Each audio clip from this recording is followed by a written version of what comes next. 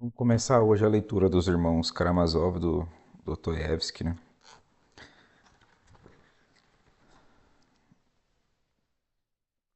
A tradução e as notas foram feitas por Herculano Vilas Boas. A gente tem aqui o prefácio do autor, que são 11 páginas, a primeira parte 16, segunda parte 187, a terceira 367, a quarta 587 e sobre o tradutor as últimas páginas. Nessa tradução, as citações bíblicas seguirão o texto de A Bíblia de Jerusalém, nova edição de São Paulo. Então já começa aqui. Em verdade vos digo, se o grão de trigo que cai na terra não morrer, permanecerá só. Mas se morrer, produzirá muito frutos. João 12, 24. Prefácio do autor. Ao iniciar a biografia de meu herói, Alexei Fyodorovich Karamazov, sinto certa incerteza. Na verdade, embora eu o chame de meu herói, sei que ele não é um grande homem. Assim antevejo fatalmente perguntas como estas.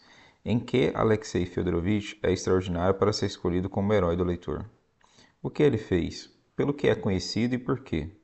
Eu, como leitor, tenho motivos para consagrar o meu tempo a percorrer a sua vida?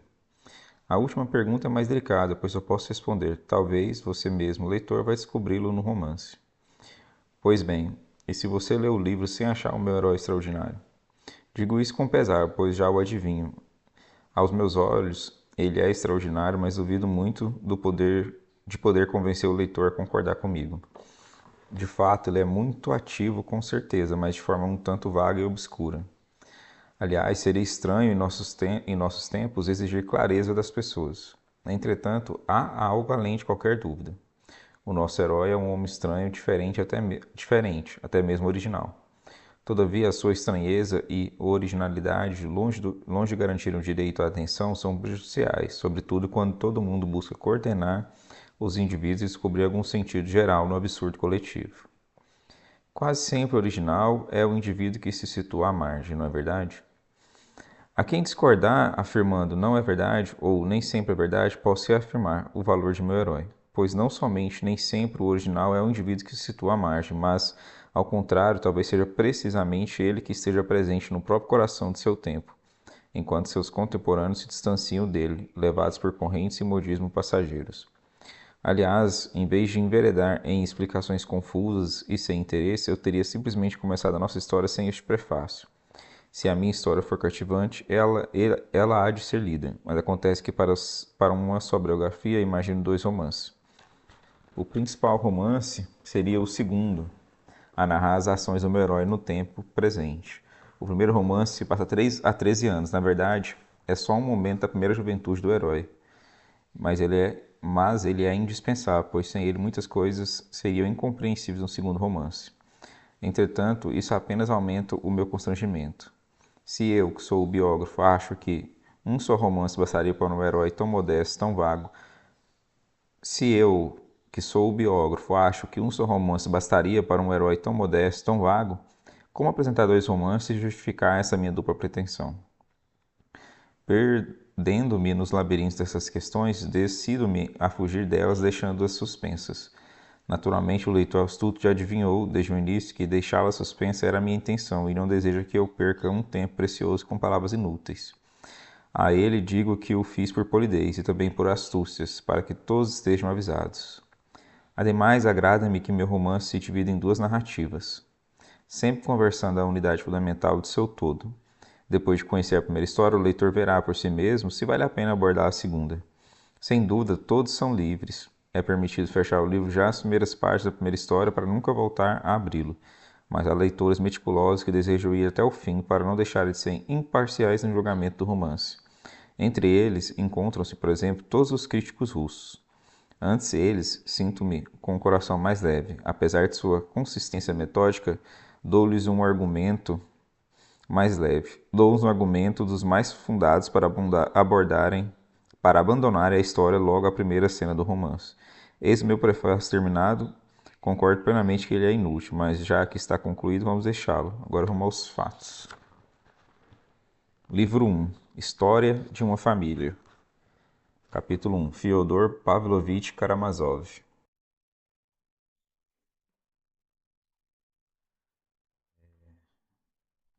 Alexei Fyodorovich Karamazov era o terceiro filho de um fazendeiro de nosso distrito, Fyodor Pavlovich, cuja morte trágica, há 13 anos, provocou muito barulho em seu tempo e ainda está longe de ser esquecida.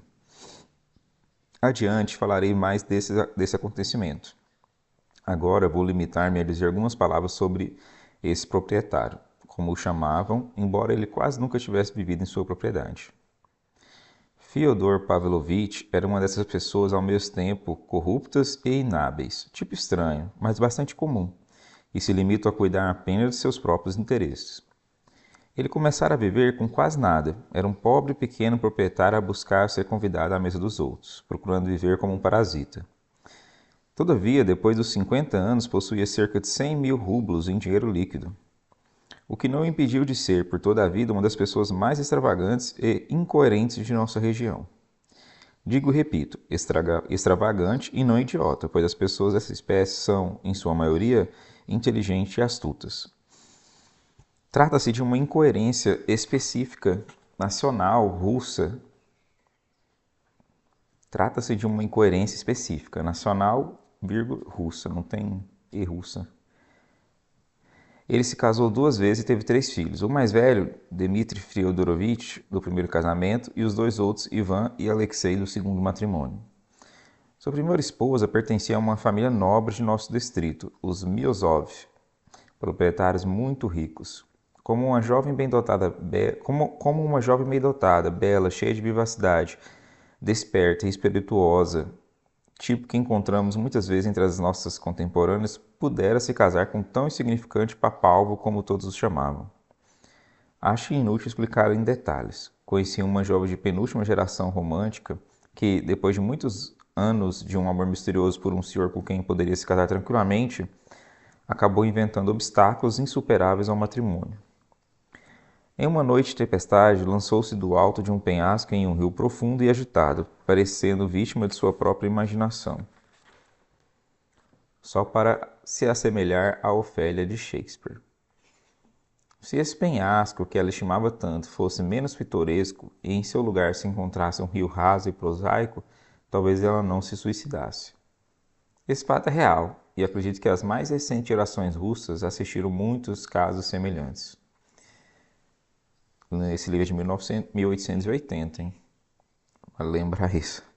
Da mesma forma, a decisão tomada por Adelaida Ivanovna Miozova de casar com Fyodor foi, sem dúvida, o eco de influências estrangeiras, a exasperação de uma alma cativa. Talvez ela desejasse afirmar sua independência, protestar contra as convenções sociais, contra o despotismo de sua família. Por um breve momento, a sua bela e rica imaginação pintou Fyodor Pavlovich, apesar de sua reputação de parasita, como um dos personagens mais ousados e maliciosos desses tempos de transição para tudo o que há de melhor, enquanto ele não passava de um péssimo comediante. O tempero picante da aventura foi que o caso terminou em um rapto, provocando um deslumbramento que encantou e seduziu Adelaida Ivanovna Miosova. A situação do Fyodor Pavlovich permitia-lhe, então, semelhantes investidas. Ansioso por abrir o seu caminho a todo custo, achou maravilhoso penetrar no seio de uma família honesta e embolsar um belo dote. Quanto ao amor recíproco, nenhum dos dois fazia questão de amar, ou de ser amado, apesar da beleza da jovem. Esse episódio sem amor foi provavelmente único na vida de Fyodor Pavlovich, sempre um grande amante do belo sexo, sempre pronto a agarrar-se a não importa que saia, contanto que ela lhe agradasse. Na verdade, a jovem Adelaida foi a única mulher do mundo a não lhe despertar nenhuma atração sensual. Em pouco tempo, Adelaida Ivanovna percebeu que só sentia desprezo pelo marido. Assim, os efeitos do casamento revelaram-se velozmente. Embora a família da jovem logo viesse a aceitar um matrimônio e integrar o dote à fugitiva, uma coexistência caótica e cenas contínuas se iniciaram. Contam que a jovem se mostrou muito mais nobre e digna do que Fyodor Pavlovich. Como se soube depois, este tomou da esposa todo o seu capital em dinheiro vivo, 25 mil rublos, dos quais ela nunca mais ouviu falar. Por muito tempo ele manobrou para que a esposa lhe transmitisse, por meio de um ato perfeitamente legal, uma vila e uma bela casa que faziam parte de seu dote.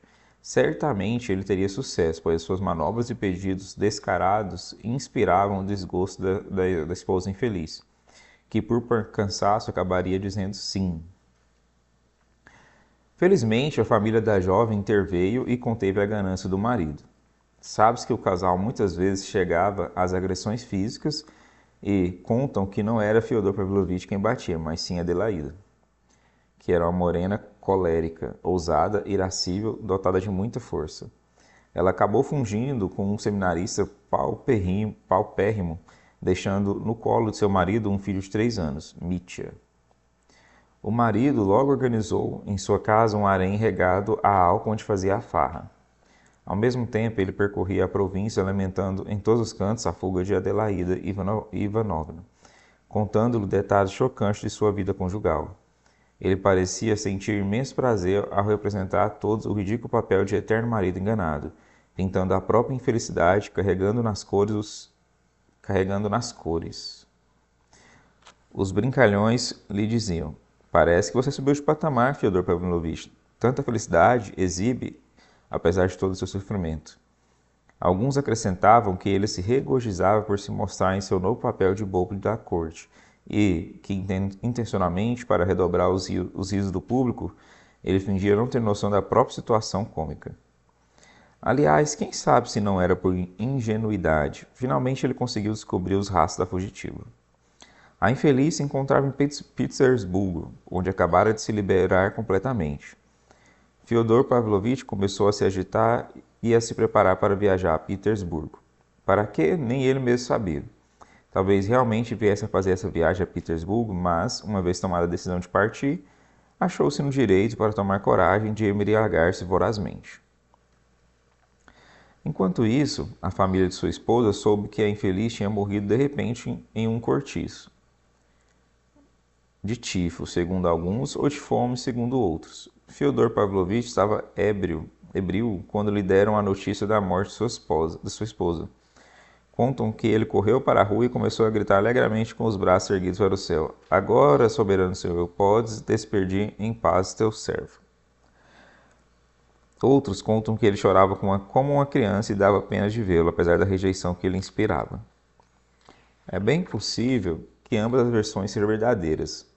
Ele se alegrava pela sua libertação, ao mesmo tempo em que chorava pela sua libertadora. Muitas vezes as pessoas, mesmo más, são mais ingênuas, mais simples do que podemos imaginar. Aliás, nós também o somos. Bom, então esse primeiro capítulo do livro 1 está narrando a vida de Fyodor, né, que era um cara proprietário de nada, né? Na verdade, se tornou proprietário depois que ele casou, né? Como dote da esposa. A esposa casou com ele sem... Ninguém sabe por quê, provavelmente para ir contra a família, né? Contra o status quo. Deu tudo errado, ela fugiu, foi para outro lugar, morreu. E agora ele lamenta, mas está feliz também por ela ter morrido, né? Provavelmente eles eram católicos, né? Então não podia casar novamente, né? Não tinha separação, né, também. Karamazov se livra de seu primeiro filho. Esse é o título do capítulo 2. Podemos imaginar que espécie de pai e educador esse homem viria a ser. Como era de se esperar, ele abandonou completamente o filho que teve com Adelaida Ivanovna, não por ira ou algum tipo de ressentimento conjugal, mas simplesmente porque se esquecera completamente dele. Enquanto inundava todo o mundo com as suas lágrimas e lamentos e transformava sua casa em um lugar terrível, o pequeno Mitya foi recolhido por Grigori, fiel servidor. Se Grigori não cuidasse da criança, ela provavelmente não teria ninguém para trocar-lhe as roupas. Ademais, a família materna também parecia tê-la esquecido. O avô havia morrido, a avó morando em Moscou estava muito doente, as tias tinham se casado. Assim, Mitya passou quase um ano nas dependências de Grigori. Aliás, se o pai se lembrasse do filho, de fato não poderia ignorar totalmente a sua existência, mandaria o pequeno de volta às dependências dos empregados, para não ser incomodado em sua vida libertina. Entretanto, chegou de Paris o primo da finada Adelaida Ivanovna, Piotr Alexandrovich Miosov. que mais tarde viveria muito tempo no estrangeiro.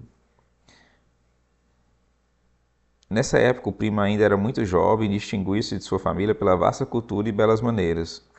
Ocidentalista convicto, no decorrer de sua vida, viria a ser um liberal no estilo das décadas de 40 e 50, 1840 e 1850. Através de sua carreira, manteve relações com muitos ultraliberais, tanto na Rússia quanto no estrangeiro, e conheceu pessoalmente Proudhon e Bakunin. Esses são os dois principais escritores e líderes anarquistas. Pierre-Joseph Proudhon, que escreveu O que é a Propriedade, e Mikhail Alexandrovich Bakunin, autor do Manifesto Apelo aos Escravos, também editou a revista O Sino, citada adiante nesse romance. Gostava de lembrar os 3 dias da Revolução de fevereiro de 1848 em Paris, dando a entender que praticamente participara das barricadas. Essa seria uma das melhores lembranças de sua juventude. Possuía grande fortuna, cerca de 1000 almas para contar à moda antiga. Sua soberba propriedade encontrava-se nos arredores de nossa cidade, nas fronteiras com as terras de nosso famoso mosteiro. Assim que recebeu a sua herança, Piotr Alexandrovich moveu contra os monges um processo interminável sobre certos direitos de pesca ou de corte de madeira nos bosques. Já não me lembro mais exatamente, mas sentiu ter por dever, como cidadão esclarecido, processar os clericais. Ao saber das desgraças de Adelaída, de quem guardava boa lembrança, bem como da existência de Mitya, Piotr encarou o assunto seriamente, apesar da indignação juvenil e do desprezo que Fyodor Pavlovich lhe inspirava. Foi nessa época que Piotr viu Fyodor Pavlovich pela primeira vez. Declarou-lhe francamente que pretendia cuidar da criança. Muito tempo depois, ele contava como um aspecto bem revelador que, ao falar de Mitya, Fyodor Pavlovich por um momento pareceu não compreender de que a criança se tratava e até mesmo surpreendeu-se por ter um filho em algum canto de suas propriedades. Por mais exagerado que viesse a ser, o relato de Piotr Alexandrovich não deixava de conter certa parcela de verdade. De fato, Fyodor sempre gostou de fingir atitudes, representar algum papel, às vezes sem necessidade alguma, nem que fosse para prejudicar a si mesmo, como nesse caso. Essa é, aliás, uma característica especial de muitas pessoas, mesmo as nada tolas.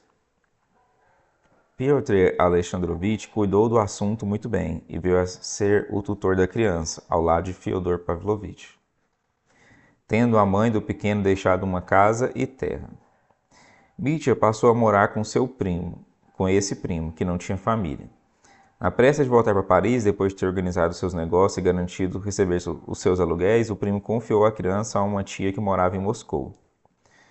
Depois, enraizado na França, esqueceu o menino, principalmente quando explodiu a Revolução de Fevereiro de 1948, que abalou a sua imaginação por toda a vida. Uma vez finada a tia de Moscou, Mitya foi abrigado por uma de suas filhas casadas. Mudou de casa pela 4ª vez. Agora não abordarei mais esse tema, pois adiante ainda falaremos muito dessa primeira cria de Fyodor Pavlovich, e aqui me limito aos detalhes essenciais, pois sem eles seria impossível iniciar o romance. É meio que um romance e um relato, né? Ele vai relatando e construindo uma história, né? A princípio, sendo o único dos 3 filhos de Fyodor Pavlovich, o pequeno Dmitri cresceu imaginando possuir alguma fortuna e vir a ser independente ao se tornar maior de idade. Sua infância e juventude foram bem movimentadas. Deixou o colégio antes de terminá-lo, entrou em uma escola militar, partiu para Cáucaso, serviu no exército, foi rebaixado por bater-se em duelo, retomou o serviço militar, fez muitas farras e fanfarras e gastou muito dinheiro. Mas só recebeu algum dinheiro de seu pai ao se tornar maior de idade, quando já tinha muitas dívidas. Depois de se tornar maior de idade, só viu o pai pela primeira vez ao chegar à terra natal, especialmente para informar-se sobre as dimensões de sua fortuna. Parece que o pai lhe desagradou à primeira vista. Permaneceu pouco tempo na casa paterna e apressou-se a partir, levando algum dinheiro depois de organizar as rendas de sua propriedade. Curiosamente, nada conseguiu saber do pai sobre o rendimento e o valor de suas terras. O pai logo percebeu. É importante lembrar que Dmitri Mitya Fedorovich Karamazov fazia uma ideia falsa e exagerada da própria riqueza. E ficou muito contente por interesses bem particulares. Concluiu que o jovem estava desnorteado, levado por vivas paixões e que, dando um osso a roer a esse animal alucinado, tudo logo ficaria em paz até nova ordem. Portanto, explorou a situação limitando-se a dar ao filho, de vez em quando, pequenas somas, até que um belo dia, 4 anos depois, Mitya, no limite de sua paciência, voltou à cidade para exigir um ajuste de contas definitivo. Para sua surpresa, soube que já não possuía mais nada. Segundo o pai Fyodor, seu filho Dmitry já tinha recebido em dinheiro vivo o valor total de seus bens e talvez até já estivesse devendo o próprio pai. As contas eram muito confusas. Depois de alguns acertos feitos em determinadas datas, ele já não tinha o direito de pedir mais nada e etc. O jovem ficou chocado. Suspeitou das contas, ficou fora de si e quase perdeu a razão. Esse acontecimento originou a catástrofe que é o tema do meu primeiro romance, ou melhor, a sua pintura exterior. Mas, antes de abordar essa história, precisamos falar dos dois outros filhos de Fyodor Pavlovich, os dois irmãos de Mitya, e explicar suas origens. Então aqui é introduzido um novo personagem, o primo da esposa do Fyodor, que morreu em Petersburgo, que é o Piotr, não sei como é que pronuncia esse nome. Piotr Alexandrovich.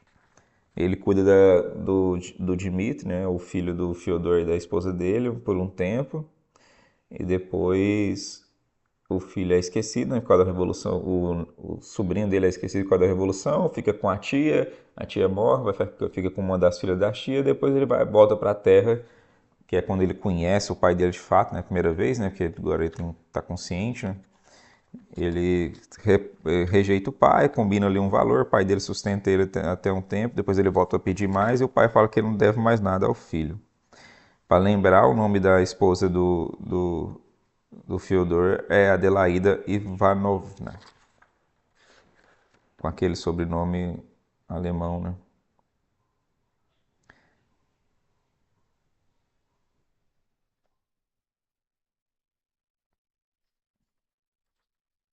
Dito isso, terceiro capítulo, novo casamento e novos filhos, vai explicar aqui os dois irmãos de Mitya. Depois de se livrar do pequeno Mitya, Fyodor Pavlovich logo se casou de novo, dessa vez por 8 anos. Conheceu a sua segunda esposa, também muito jovem, em outra província, onde havia ido na companhia de um judeu tratar de negócio. Embora festivo, hebreu, libertino e fanfarrão, ele sempre vigiava o movimento de seus capitais e quase sempre realizava operações financeiras excelentes, embora não muito honestas. Filho de um diácono obscuro e órfã desde a infância, Sofia Ivanovna tinha crescido na rica casa de sua benfeitora, a viúva de alta posição social do general Vorokov, que tanto a educava quanto a tornava infeliz. Não sei dos detalhes, apenas ouvi dizer que a jovem gentil, paciente e ingênua tinha tentado enforcar-se em algum cabide da despensa, perturbada pelos caprichos e eternas reprovações da velha benfeitora, que, no fundo, não era má, mas a quem a ociosidade tornava insuportável. Fyodor Pavlovich pediu a sua mão, informaram-se sobre ele e disseram-lhe não. Como em seu primeiro casamento, propôs à jovem raptá-la. É bem provável que ela se recusasse a ser a sua mulher se estivesse melhor informada sobre ele. Mas tudo aconteceu em outra província, o que poderia compreender uma jovem de 16 anos, salvo que era preferível lançar-se ao rio a morar na casa da sua tutora. Assim, a infeliz substituiu uma benfeitora por um benfeitor. Dessa vez, Fyodor Pavlovich não recebeu um tostão, pois a generala, furiosa, nada deu, salvo a sua maldição. Mas ele nem sequer contava com esse dinheiro. A imensa beleza da jovem, acima de tudo as suas maneiras suaves e cândidas, haviam-no encantado. Cândido é claro. Ele estava simplesmente maravilhado. Ele, o voluptuoso, o sensual, até então arrebatado apenas por encantos grosseiros. Generala significa esposa de general. Esses olhinhos inocentes atravessaram minha alma, diria ele mais tarde, rindo de modo abjeto. Aliás, esse ser corrupto nada mais poderia experimentar além de uma atração sensual. Fyodor Pavlovich não se incomodou com sua mulher. Como ela estava, digamos assim, em débito com o esposo, que a tinha praticamente tirado da forca ou do cabide, além de gozar de sua suavidade e resignação inéditas, ele pisou sobre as mais elementares da essência conjugal. Sua casa se transformou em um teatro de orgias, com participação de mulheres bem grosseiras. Um aspecto notável é que o empregado Grigori, ser apático, estúpido e teimoso, que detestara a primeira patroa, tomou o partido da segunda, brigando por ela com o patrão de forma quase intolerável para um empregado.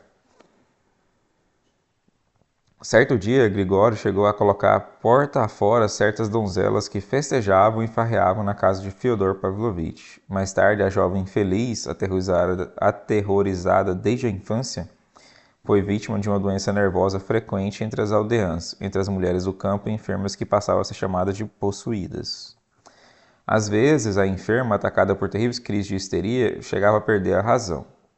Entretanto, ela deu ao marido 2 filhos, Ivan, o primeiro, 1 ano depois do casamento, e Alexei, o segundo, 3 anos depois.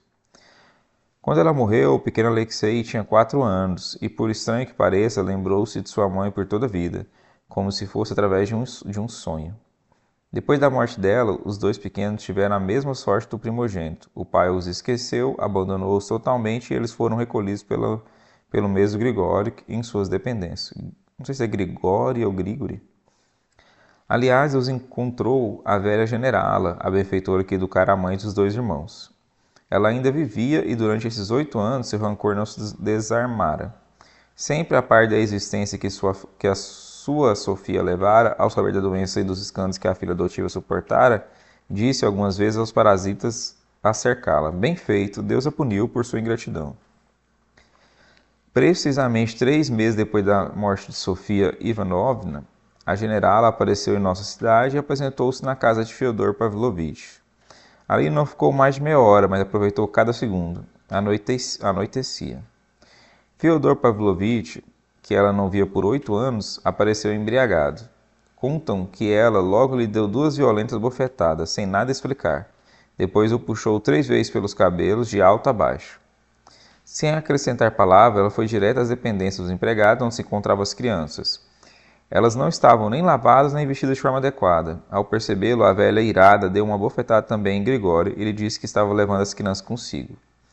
Do jeito que elas estavam, a generala envolveu-as em um cobertor, colocou-as em sua carruagem e partiu. Grigório aceitou o golpe e, como bom servidor, absteve-se de qualquer insolência, conduzindo a velha senhora à carruagem. Ele disse em tom grave, inclinando-se respeitosamente: "Deus vai recompensar a senhora pela sua boa ação." "Não passas de um idiota", exclamou ela em despedida. Depois de examinar o caso, Fyodor Pavlovich se disse satisfeito e logo deu seu consentimento formal à educação das crianças sob as ordens da generala, e percorreu toda a cidade, vangloriando-se das bofetadas recebidas. Pouco depois, a generala morreu e deixou 1000 rublos para cada um dos 2 pequenos para a educação deles. Nas palavras do testamento, este dinheiro deveria ser gasto integralmente em virtude deles, mas bastaria até a maioridade de ambos, tal soma sendo já demasiada para essas crianças. Se outras pessoas desejassem aumentar a soma, seriam livres para isso e etc. Sem ter lido o testamento, sei que ele continha passagens estranhas e preferências bastante originais. Felizmente, o principal herdeiro da velha senhora era Iefim Petrovich Polenov, um homem honesto, marechal da nobreza de nossa província. Ele trocou algumas cartas com Fyodor Pavlovich, que, sem nada recusar, sempre esbanjando os mais nobres sentimentos, prolongava tudo sem jamais tomar decisão alguma.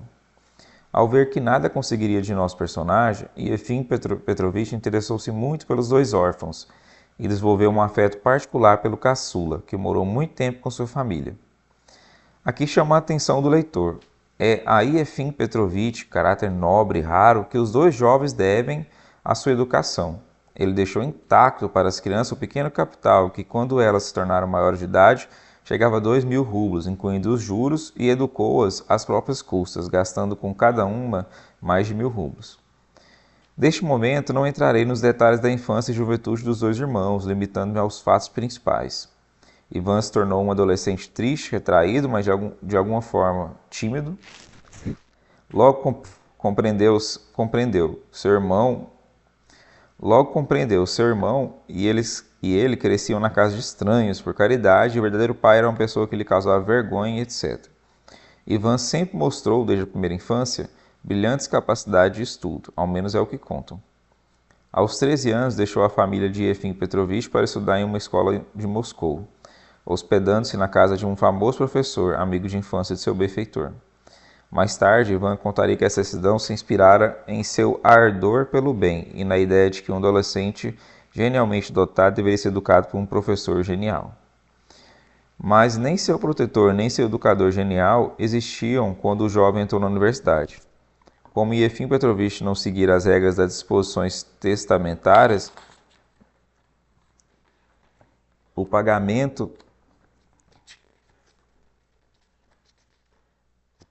dos legados da generala demorava em função de diversas formalidades e atrasos inevitáveis entre nós. Assim, o jovem se viu muito embaraçado durante os 2 primeiros anos da universidade e teve de ganhar a própria vida enquanto estudava. É de se notar que então ele não buscou de forma alguma entrar em contato com o pai, talvez por orgulho ou por desdém. Talvez também o frio cálculo da razão lhe demonstrasse que nada havia a esperar do pai. Seja lá o que fosse, o jovem não se perturbou. Encontrou trabalho, primeiro dando aula particulares a 20 kopecks, moeda russa equivalente a cada uma dessas moedas uma moeda dessa valia uma parte de 100 dos rublos. A seguir, escrevendo breves artigos de 10 linhas sobre cenas de rua e fatos corriqueiros assinados uma testemunha ocular, que ele levava a diversos jornais. Dizem que esses artigos eram sempre curiosos e espirituosos, o que garantiu seu sucesso. Dessa forma, o jovem repórter mostrou a sua superioridade prática e intelectual sobre muitos estudantes de ambos os sexos. Esses quase sempre passavam necessidades, tanto em Petersburgo quanto em Moscou, enquanto cercavam da manhã até a noite as redações dos jornais e revistas, não imaginando nada além de reafirmar o eterno pedido de fazer cópia ou traduções do francês. Depois de ingressar nesse mundo dos jornais, Ivan Fyodorovich não perdeu o contato com eles. Nos últimos anos de universidade, escreveu com muito talento resenha de livros bastante importantes, tornando-se conhecido nos meios literários. Mas só no fim conseguiu, por acaso, despertar grande atenção em um amplo círculo de leitores. Ao se formar na universidade, enquanto se preparava para partir ao estrangeiro com seus 2.000 rublos, Ivan Fyodorovich publicou em um grande jornal um artigo diferente, que atraiu a atenção até mesmo dos leigos. Aparentemente o tema lhe era desconhecido, pois ele seguira os cursos da Faculdade de Ciências, e o artigo tratava de questões dos tribunais eclesiásticos, tema que provocava agitação na época. Examinando algumas das opiniões relativas à matéria, ele expunha, ao mesmo tempo, as suas visões pessoais. O impressionante era o tom e o inesperado da conclusão. Enquanto muitos eclesiásticos consideravam o autor seu partidário, os leigos, bem como os ateus, também aplaudiram suas ideias. Mas algumas pessoas acharam que todo o artigo não passava de uma mistificação descarada. Menciono esse episódio principalmente porque o artigo chegou ao nosso famoso mosteiro, onde havia vivo interesse na questão dos tribunais eclesiásticos, provocando enorme surpresa. Quando souberam o nome do autor, o fato de ele ser originário de nossa cidade, o filho do tal Fyodor Pavlovich, multiplicou a curiosidade. Na mesma época chegou a nós o próprio autor em pessoa. Por que Ivan Fyodorovich veio para a casa paterna? Lembro que me fiz essa pergunta com certa inquietude. Essa chegada tão fatal que gerou tantas consequências por muito tempo permaneceu-me inexplicável. Para falar a verdade, era estranho um homem tão sábio, de aparência altiva e reservada, aparecer em uma casa tão mal afamada. Fyodor Pavlovich ignorara Ivan por toda a vida e, se bem que por nada nesse mundo ele daria dinheiro se lhe pedisse, sempre temeu que os filhos viessem a reclamar alguma soma. Mas eis que na casa de tal pai, tal filho se instala, ambos convivem por 1 mês, 2 meses, e se estendem às 1000 maravilhas. Não fui o único a ficar surpreso com esse excelente entendimento. Piotr Alexandrovich Miosov, o primo que acima já mencionamos, habitante de Paris, encontrava-se então em sua propriedade rural. Mais do que todos, ele mostrava atônito, pois conhecera o jovem e interessava-se muito por ele. Ambos rivalizavam em erudição. Ele tem orgulho, disse-nos Miosov, sempre se livrar das dificuldades. Já tem meios de partir para o estrangeiro. O que faz aqui? Todos sabem que não veio ver seu pai por dinheiro, que, aliás, com certeza lhe seria negado. Não gosta de beber nem de correr atrás de mulheres, mas o velho não consegue ficar longe dele. Era a verdade. O jovem exercia visível influência sobre o velho. Este, apesar de ser muito teimoso e caprichoso, às vezes o ouvia. Começou até a se comportar de forma mais decente. Mais tarde, soubemos que Ivan viera em parte a pedidos para cuidar dos interesses do irmão mais velho, Dmitri, que viu pela primeira vez nessa ocasião, mas com quem já trocara cartas sobre um tema importante. Em breve o abordaremos com detalhes. Mesmo quando eu soube disso, Ivan Fedorovitch pareceu-me enigmático e sua chegada entre nós era difícil de explicar. Ademais, Ivan Fedorovitch representava o papel de juiz e conciliador entre seu pai e seu irmão mais velho, que estavam totalmente rompidos. O irmão, inclusive, abrira na justiça uma ação contra o pai. Pela primeira vez, ressalto, essa família, inclusive alguns membros que jamais haviam se visto, encontravam-se reunida. O filho caçula, Alexei, já estava em nossa terra havia um ano. Não é fácil falar dele neste início, antes de colocá-lo em cena no romance, mas devo concentrar-me nele para esclarecer um aspecto estranho. Desde a primeira cena, meu herói aparece vestido em hábito de noviço. Fazia de fato um ano que ele morava em nosso mosteiro, preparando-se para nele passar a vida inteira. Então, nesse terceiro capítulo, a gente tem um novo casamento, e novamente a necessidade de outras pessoas intervir pelo cuidado do filho, né? Dos filhos, né? No caso a generale lá, né? A benfeitora. Depois passa um outro tio, né? A cuidar da criança de novo.